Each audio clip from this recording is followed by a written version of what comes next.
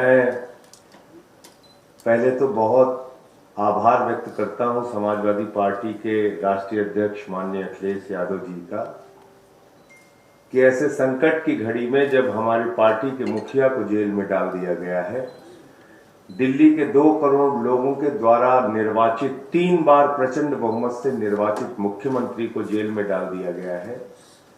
Samajwadi party के मुखिया हमारे समर्थन में दिल्ली पहुंचे, रैली को संबोधित किया। आज भी उन्होंने भाभी जी से बातचीत करके उनसे हालचाल पूछा, सुनीता भाभी से। तो मैं इसके लिए विशेष रूप से आभार व्यक्त करता हूं आपका। और जिस तरह से दिल्ली में भी ऑपरेशन लोटस शुरू कर दिया गया है, आपने देखा किस तरह से हमारे एक मंत्री को, जिस पे पहले ईडी का छापा पड़वाया गया और बाद में उसको इस्तीफा देने का दबाव बनाया गया। इस लड़ाई में आपने हमारा साथ दिया। फिर से मैं आपकी पार्टी का और आपका हृदय से आभारी हूं। ये 2024 का चुनाव कोई सामान्य चुनाव नहीं है। ये भारत के लोकतंत्र को बचाने का चुनाव है, बाबा साहब के संविधान को बचाने का चुनाव है और समाज के वंचित, पिछड़े, शोषित लोगों के अधिकार जो छीने जा रहे हैं, देश के नौजवानों को बेरोजगारी के दलदल में जो धकेला जा रहा है, हिंदुस्तान को जो महंगाई की चपेट में लिया जा रहा है, उससे बचाने का चुनाव है। ये 24 का चुनाव कोई सामान्य चुनाव नहीं है। ये एक तानाशाह हुकूमत के खिलाफ लोगों को लामबंद करने का भी चुनाव है।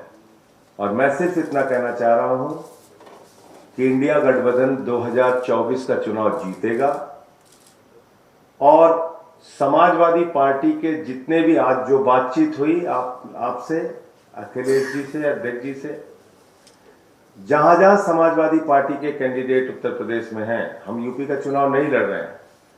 हमारा एक एक कार्यकर्ता, जहां हमारे निर्वाचित प्रतिनिधि हैं, सभासद हैं, चेयरमैन हैं, वो सारे लोग और एक एक कार्यकर्ता समाजवादी पार्टी के कैंडिडेट को जिताने के लिए काम करेगा, क्योंकि ये बड़ी लड़ाई है, लोकतंत्र को बचाने की लड़ाई है, तानाशाही को खत्म करने की लड़ाई है। और मैं तो बार बार कहता हूं कि कोई भी राजनेता अगर वो चुनाव जीत रहा होता है तो ऐसे हथकंडे नहीं अपनाता जैसे प्रधानमंत्री जी कर रहे हैं। अगर आप अपने विपक्षियों पे मुकदमे लगा रहे हैं, उनको फर्जी मुकदमे लगा के जेल में डाल रहे हैं, तो इसका मतलब आपके अंदर कॉन्फिडेंस नहीं है। चुनाव के समय में आप ऐसी कार्रवाई कर रहे हैं। तो फिर से एक बार मैं दोहरा रहा हूं, कोई कंडीशन नहीं है, कोई सीट की मांग नहीं है, कहीं कुछ नहीं है। लोकतंत्र को बचाने के लिए, तानाशाही को खत्म करने के लिए, भारत के संविधान की रक्षा के लिए हम लोग इस लड़ाई में साथ है। और पूरे यूपी में जहां जहां समाजवादी पार्टी के कैंडिडेट होंगे, इंडिया गठबंधन के कैंडिडेट होंगे, हम उनके लिए काम करेंगे।